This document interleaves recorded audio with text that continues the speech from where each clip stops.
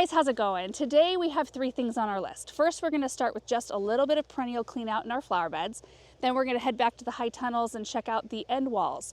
Paul and Bethany got those set up yesterday, so I just want to show you what they look like, how they work, and just talk through that area and what we plan to do with it. And then we're going to head into the studio to do some Felco maintenance, because when I grabbed my Felcos this morning, I just realized how crummy they were looking and they need some help. So I thought we would run through those steps again. That wasn't even on my list today, but we're gonna do it. So we're standing out here in the south garden. You can see it's a bit breezy today. It's currently 36 degrees. We're expecting a low of 23 tonight, and I'm feeling it. My mouth is already feeling a little bit numb right now, but the sun is out. If I'm not standing in the shade of our neighbor's tree, yeah, the sun feels good, so it's a good day. And there's some really beautiful things. I mean, the autumn brilliance, serviceberry, and the daylilies just color up beautifully as well, and they're a bright spot. You can see the Supertunia bubblegum have been cleaned out.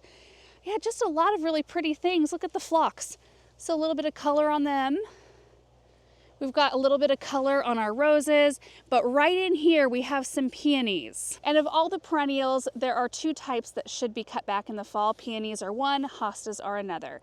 And the reason why we do that is because they tend to harbor over insects and disease, like fungal diseases, powdery mildew, things like that. So we like to get those cleaned up, and I feel like that's something that should be done in the fall garden. Whether or not you're the type who likes to clean out in the fall or the spring, those 2 should be cleaned up in the fall. I do like to leave mine until they're looking pretty crummy, because the peonies have beautiful fall color. So I like to enjoy that color show. Same with the hostas. They usually turn beautiful bright yellow. Some of ours that are more protected still look really good, so I'm gonna leave those until they look bad. But some of ours have flopped over and they're looking like they're done. So those are the ones we're going to clean up today. And you can see right here that the color is done. They're usually kind of a red yellow. If you look in here, you can even see like that powdery mildew. Look at that on the stems. So oh, and on the leaves, look at that. Oh, we do not want to perpetuate that problem or make it worse, which during the season, ours are not afflicted with that. We're too dry, but once it starts getting more moist, it starts to bloom and show up. So we're gonna cut those back. Let me grab my Felcos. I'll show you what they look like. Look at these, oh my gosh. Like the mechanism is just, I don't know if there's a little bit of rust in there or just junk, and I've noticed like they kind of want to stick up here. I need to just do a full clean. We're going to take these all the way apart, but they'll work for today. But what we're going to do is just come in here, follow the stem back, cut them all the way back down to the ground. Yeah, look at that. Ugh, we don't want to leave that over winter. That one is done. So this process should go pretty quickly. I've only got, let's see, 1, 2, what do I have out here? I've only got 3 peonies in this spot and a couple on the west side, and then we'll move on to hostas. But it's kind of nice to do your clean out or any kind of job in batches, like increments, because then it doesn't get too overwhelming. The other thing that I always consider cutting back to in the fall, even if I decide to leave most of my perennials up, are taller ornamental grasses. Because if they are taller, a taller type that's not really strong, there are some grasses that are stronger, like the totem pole grasses tend to stay upright really well. But we've got like panicums that tend to flop really easily if they get like a heavy snow load or heavy rain. In fact, let me show you one. Here's one right here looking beautiful for fall. But the second that this one is threatened with any kind of rain or snow load, it just flops it down and it becomes a soggy mess. So sometimes it's just easier to cut those types of things back so you don't have to deal with that in the spring. But I am of the mindset overall of cleaning out your garden when it fits your schedule and when it's more pleasant for you, because gardening should be pleasant. And if spring is wild for you, do your clean out in the fall. That's what I always used to do. Now I tend to like to look at a lot of my perennials through the winter, because there's still some elements of them that are beautiful, like their seed heads or their structure or their bark or whatever the case may be. So I don't know, year to year it's a little bit different. Okay, so let's grab these last couple of peonies and then we're gonna move to the west side. Forgot my kneeling pad at the barn. I'm gonna have to grab that when we get closer.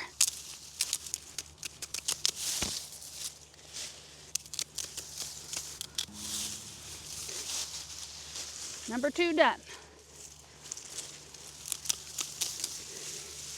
Okay, got all 3 of those. So that one that was right in here, and then the other 2.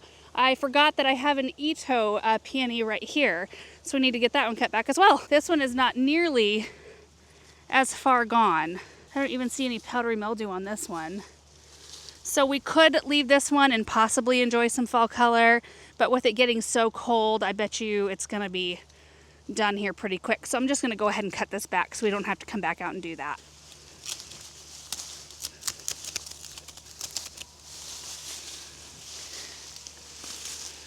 While we're out here, a couple more beautiful things I want to show you. This is one of them, the White Wands Veronica.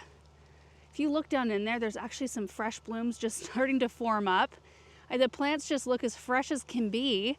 And once it warms up a little bit more today, they will be loaded with pollinators. This is one of the most pollinator attracting perennials we have, along with Nepeta and Agastaki. This is top of the list. And then of course the Proudberry Coralberry. Look at this. Look at these berries.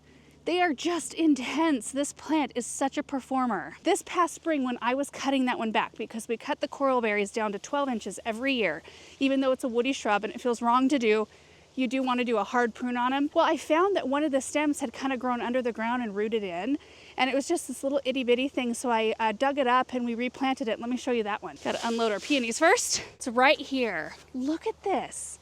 I mean, when we put it in the ground, it was just a stick or like 2 sticks maybe with a little tiny root ball.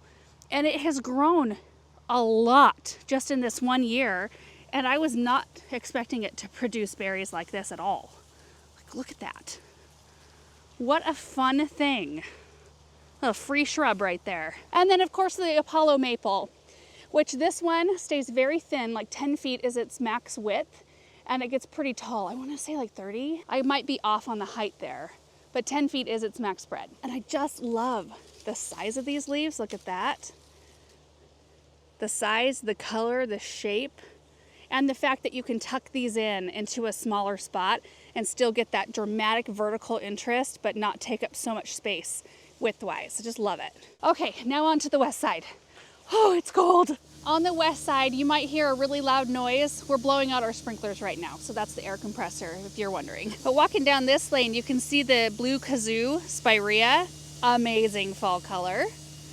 A little bit of color still left on our salvia. Look at that, pink profusion.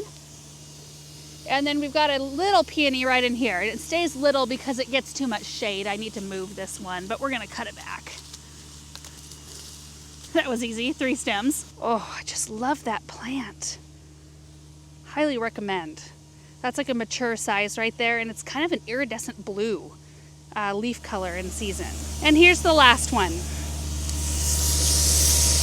Woo, that's loud. Okay, I think I've got all the peonies cut back, all of the ones that I can remember that we have anyway. I did stop and grab. I had 2 more really little ones in the south garden kind of along the driveway area that I just cut back. So now I'm going to move on to hostas, and I don't have a tremendous amount that I want to cut back today because the ones that are more protected, he's trying to sneak on me. The ones that are more protected look good still, and I'll show you those, and I really want to enjoy their fall color, but the ones that are more exposed look pretty bad. Were you sneaking on me?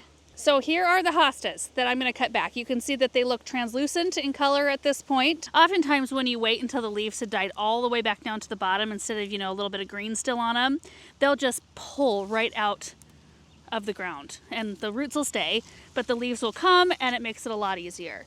Like, let's check this one out. There are some leaves like this one. See that? They just pull right out. But there are some that have still some life in them. So I'm going to use my pruner so I don't accidentally damage the root system. But these we are definitely going to clean up. We're also going to clean up these right here underneath the blue spruce tree. But let me show you some that still look really pretty.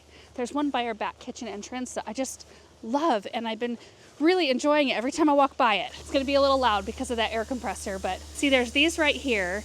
And they're starting to flop, but there's still a lot of pretty color. And then there's this one right here. Isn't that beautiful? So I really want to enjoy that color until it's completely done, and then we will cut it back. So again, just kind of working on things in little amounts along the way as things die back.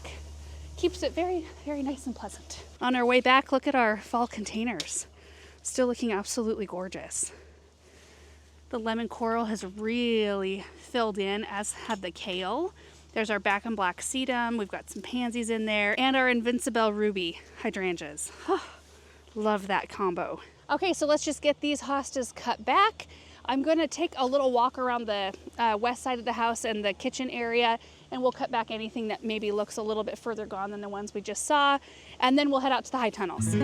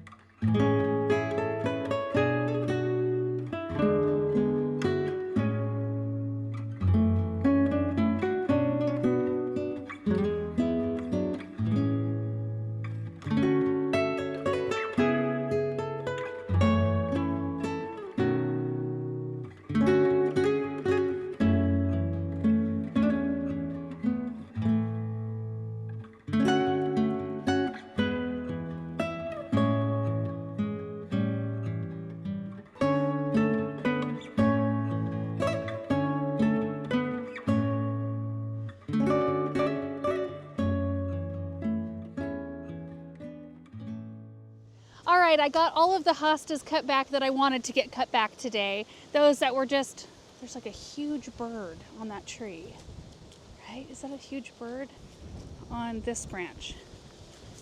What is that? Oh yeah, it's a hawk. Ooh, how cool. Anyway, got the hostas cut back, and then we'll do the rest of them later after they've had a chance to die back a little bit. The breeze has picked up quite a lot, and it's really chilly, but you can see the high tunnels and all the plants are tucked in. So the end walls basically just consist of another piece of, you know, heavy duty plastic. Sorry if the audio is just absolutely horrendous. But they're weighed down by these pipes right here. So it's not like an airtight 100% seal, but it's going to hold in so much more warm air.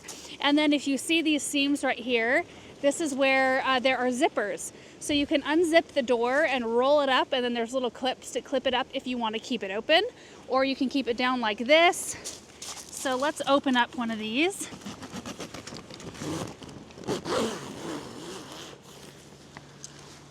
Oh my goodness, you guys, the difference between the temperature outside to in here is incredible. Usually an unheated high tunnel like this, because they're not 100% airtight usually, they keep it roughly 10 to 20 degrees warmer than the ambient temperature outside. So it could still freeze in here, and everything we have in here is perennial. I mean, there's perennials, there's grasses, shrubs, evergreens, all kinds of stuff in here that can survive outside, even in their nursery containers. And usually if we do keep them outside, we huddle them all together. We put either mulch or like soil bags around the exterior so that they can kind of all keep a little warmer that way. And you do have to make sure to keep them watered. And that's the thing about it in here, especially because they're not going to get any natural snow or rainfall. They are completely dependent on us to keep them watered. So we'll come in here every couple of weeks. We've got a frost-free hose water access right outside. We'll come in here every couple of weeks and give them a little drink. But it's just nice to have them all in an area where we do not have to have them all grouped together. It makes it very hard to water things unless you leave aisles or, you know, don't have such huge groups that you can't reach into the middle. So this is just a really nice way to do it. And this is how my parents do it down at the garden center too. Whatever is left down at in the nursery, they just huddle it all in their greenhouse, which is unheated, and things stay nice. And they break dormancy just a touch earlier than they would outside, so you get some really nice plants earlier on. But you can see the doors from the inside, so you only have to unzip one part of the way to get in here if you're wanting to kind of keep it closed. And then you can see where you roll up the door, and then you can clip it on the outside with these little things. It's really nice. And we will put on the screen the name of the company where we got these high tunnels, because I can never remember. Is it like Grower's Friend or Gardener's Friend or Farm Tech or something? I don't really know. We actually bought these high tunnels several years ago and bought the end wall kits at that same time and haven't used them until this year. This is the first time. In fact, when we got ready to do this project, I asked Aaron, like, are you even sure we have all the parts and pieces? Because you know what happens through the years. You move things around, some little parts can get go missing, but thankfully we had everything all together on the same pallet. That's huge thanks to Paul and Bethany for keeping everything together. Okay, let's go to the other one.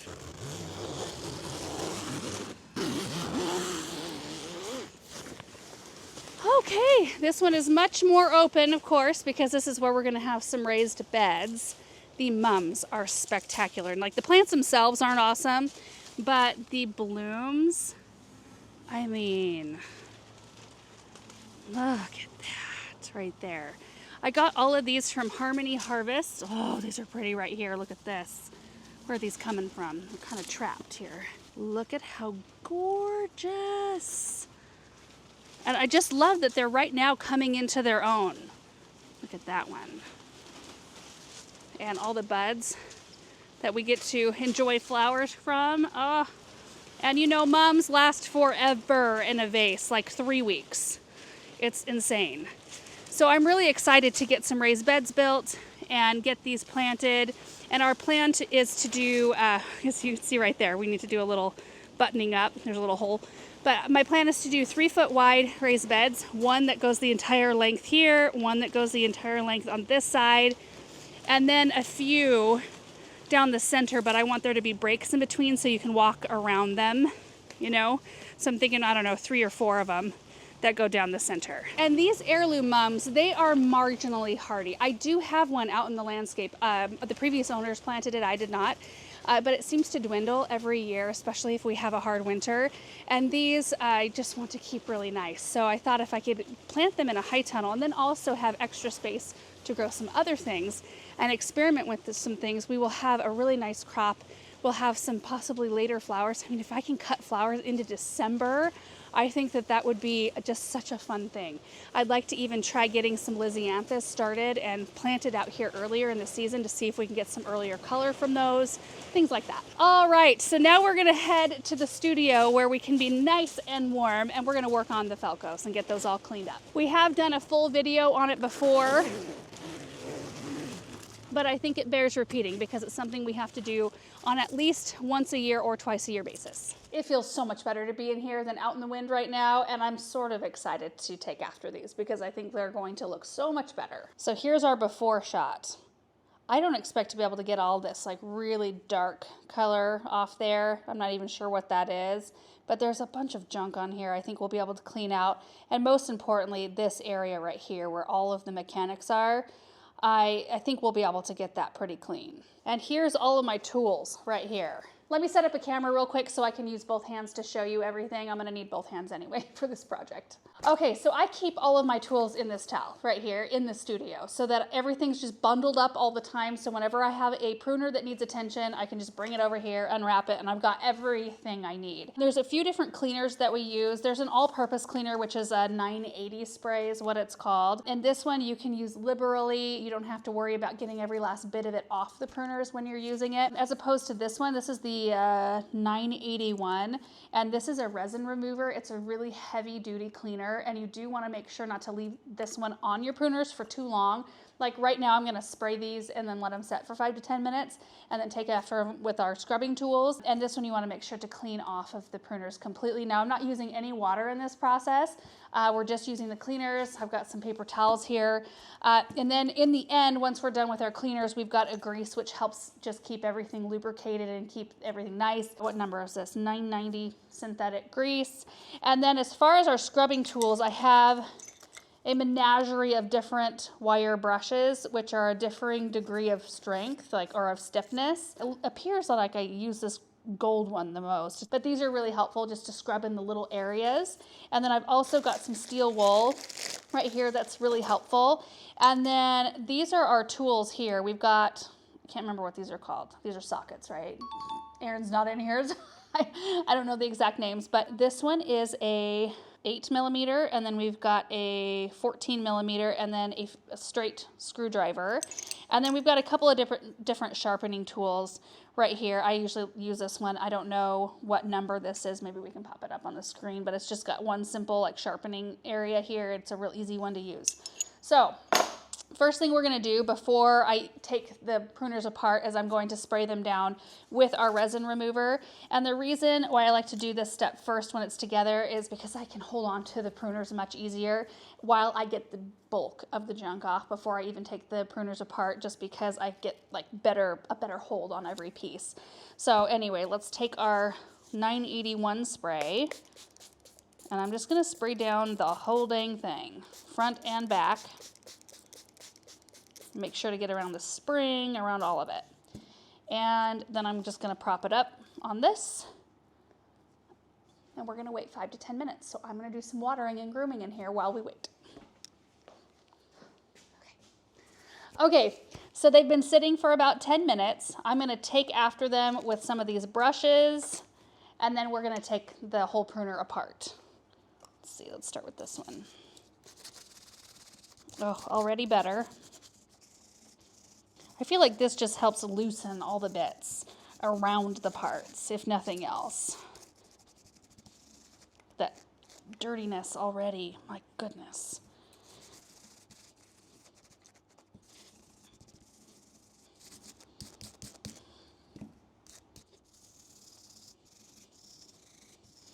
Okay.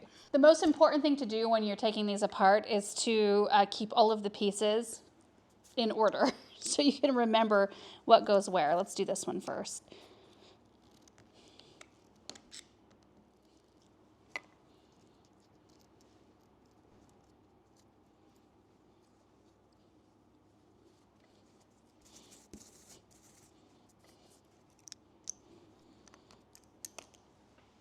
Also, sometimes it's helpful to take a picture with your phone, either as you're going or right in the beginning, so you can know how to reconfigure your pruners. It can be a little overwhelming, especially the first or second time you're doing this. You've got all the pieces and parts sitting there and you're like, which way do I face my blades? Which side needs to go on top? That sort of thing. So it's helpful to document your process with pictures.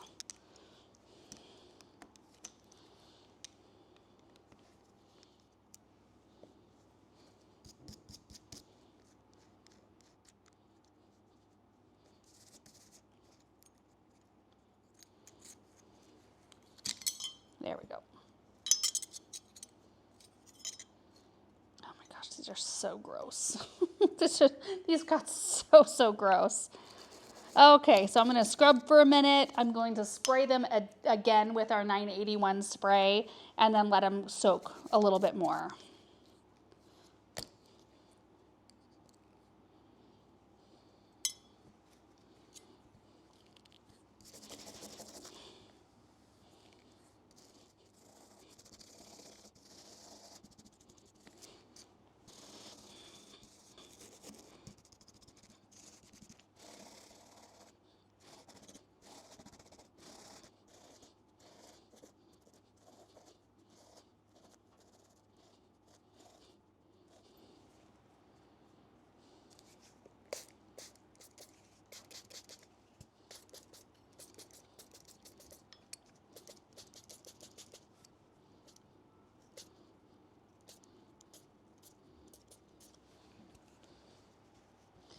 Okay, they've been soaking for another 10 minutes. So what I'm gonna do is just grab some steel wool. I'm gonna use the brushes and we're just gonna keep cleaning.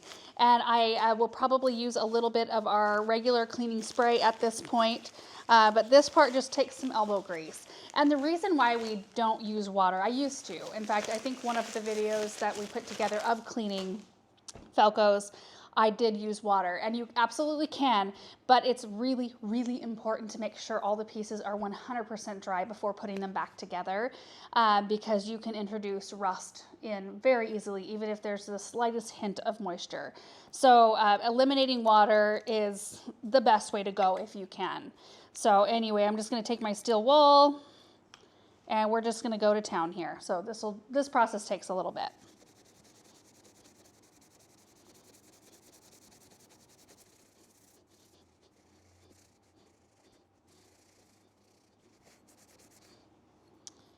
That looks so much better already.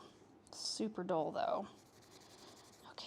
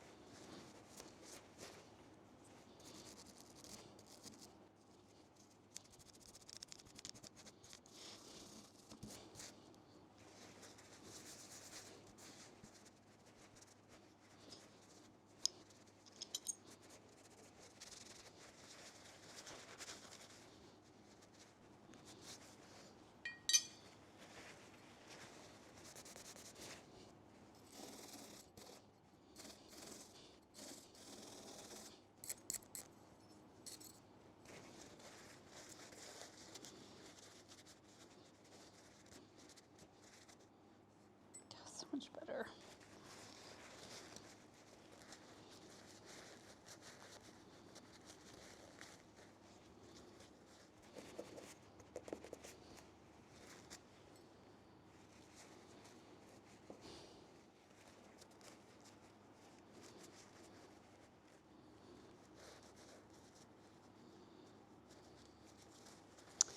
Okay, oh my gosh, look at the color of the towel that we've had a chance to clean all of the pieces and the paper towel. We are done with our cleaners at this point. We can set those aside as well as all the brushes. Done with that and the steel wool. We've got all of our clean parts here. And we're gonna need our grease and our tools to put everything back together, but I am going to flip this so I have a cleaner work surface to work on whilst trying to keep these pieces together. Let's go together. Okay, so at this point we're gonna be using our grease, and I'm only gonna put it on one spot here. This is a hydrophobic grease, so it repels water, and we're just gonna apply it right here to the little well, right where everything's gonna stack, and that's the most important part to keep the grease because that's where everything's gonna be moving around. So we're just gonna apply a little bit right in here. Doesn't take a tremendous amount, just like that. That looks great. Now we reassemble. The first thing I'm going to do is take this handle right here and our bolt. And I'm gonna pop the bolt. This outside says Felco right here. This is a Felco 11. Interesting. Wonder where my 2s went. They're around here somewhere. Probably need to maintain those as well. But I'm gonna put the bolt right through this side so you can see it right here, the bottom part of it. And then we're gonna take our blade and we're gonna pop it right over the bolt, and you'll see like 3 little nubbins sticking out, and there's 3 little holes on our blade, and those will line up. So it kind of rests nicely down. Then we'll take this handle, which has the anvil part of the pruner. We're going to flip it to where the well is facing the inside of the pruner, the inside area, like this. Yep, that's looking right. The next thing that goes on is our catch plate, which is kind of like this disc-shaped thing, and it goes right over the bolt. And this hole on the catch plate lines up with the hole on the anvil side of your pruner, right there, like so. Then we're gonna take our center, I don't know what to call this, it's like a modified nut, but we're going to thread it over the bolt in the center area there. And I'm not gonna tighten it down very much. I'm just gonna tighten it down enough to where when we pick this up and lift the pruner, I want there to be a little gap still left. Okay, we need to keep going, hang on. Okay, there we go. So now I've got it too tight because look, when I lift up the anvil side, it stays put. So I'm gonna loosen it a little bit. When I drop the anvil part, there's a little gap between the blade and the anvil, which is just about right. I'm gonna loosen it just a tiny bit more.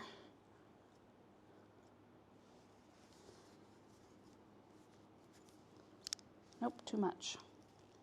There, oh yeah, that's just about perfect.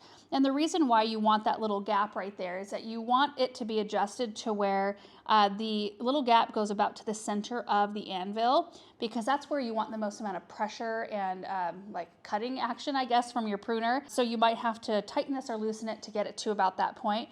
Once you get it to that point, you'll take your locking segment right here, which looks kind of like a bear claw, and you're going to line the hole up with the hole on that catch plate right there, and it will also kind of thread into this nut right here. Go like that, and then we're going to thread our bolt in, or screw, whatever. Where's my screwdriver? I'm gonna do it mostly by finger tightening here. Again, I'm not gonna tighten it really tight until the very end. Perfect. Next, we'll put the thumb catch back on. To do that, we're going to put on this spring washer, which this is the easiest piece to miss and to lose. It's just this tiny little thing. So we're gonna put that over the hole here. We're gonna line up our thumb catch hole right there. And then we're going to put the screw in.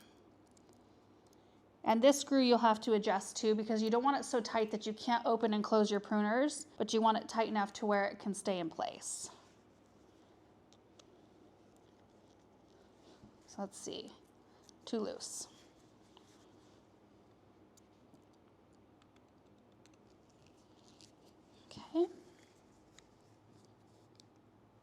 feels pretty good. So now I'm gonna put our spring in the handle. This is really easy. There's 2 little spots where you can just line it up like this. Oh my gosh. Oh my gosh, do those ever look better? Look at that center. They look so much cleaner. And you might need to play with it and adjust the tightness of the screws. This one I'm going to screw down a little bit more now that we know that it's good. Oh.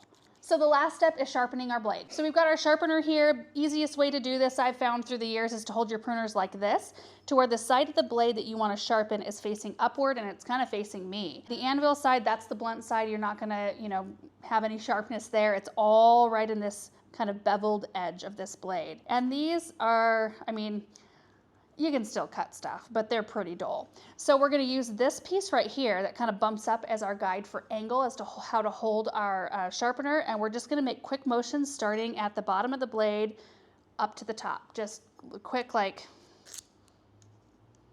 oops. It becomes easier the more you do it. And honestly, I'm used to holding it like this, like up near my body. Oh yeah. But for demonstration purposes, I'm trying to hold it out a little bit more. Oh my. This part is so satisfying. That's good. And there is our perfectly maintained pair of Felcos. Oh my gosh. It just breathes new life into our pruners, and we can get so much longer out of them if we properly maintain them. And these should have been cleaned long ago. If you are gardening like we do around here, it's just a constant. We should probably be cleaning them 2 to 3 times a season instead of just once a year. Normal use, a winter chore, a great winter chore. After you're done with your fall garden cleanup or garden chores, just maintain your pruners, get them all ready to go for the next season. They're just such a pleasure to use when they're nice and sharp and clean and all the pieces are working properly. Also, you can get replacement parts, which that's one of the reasons why I love Felcos so much. If you've got a blade that's got like notches cut out, because that does happen if you cut wire or something that you're not really supposed to cut with these, you can cut wire down here. There is a natural notch right here in the blade, and you can use that to cut small gauge wire. But if you accidentally wreck the blade somehow, you can buy just a blade and you can take your pruners apart, put a new blade in there. You can also get these pieces if you need to, and that way you don't have to buy a whole new pruner. You can just buy the pieces you need. So anyway, guys, that is it for today's video. I love that we got a little bit of our perennial cleanup done. We've got a few more hostas to take care of, but the ones that are on the north side of the house by the kitchen area and some that were on the west side, I looked at all of them. They still look really pretty. And so I want to enjoy them. Even if it's for another week, I want to enjoy the color that they have. So yeah, peonies and hostas, really important to get those cleaned up. And then just wanted to give you a tour of the high tunnel just so you could see how that area was coming along. In fact, when Paul and Bethany were out there working on putting those up yesterday, Aaron and I were floral wrapping that tree. And that turned out beautiful. We went driving around last night to see where we could see it from. There's not very much light toward this backside of the property. It's just the tree. So it's like this beacon of a tree. It's beautiful. And then it feels good to do this. So I need to go round up the rest of our pears and start working on those. And that's why I find it so handy.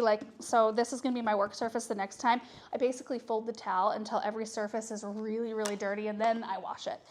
So we'll get another few cleans out of this bunch of stuff. So I just do one of these and it's ready to go the next time I need to clean a pair of pruners. So anyway, thank you guys so much for watching today's video. I really appreciate it. Hope you enjoyed it, and we will see you in the next one. Bye.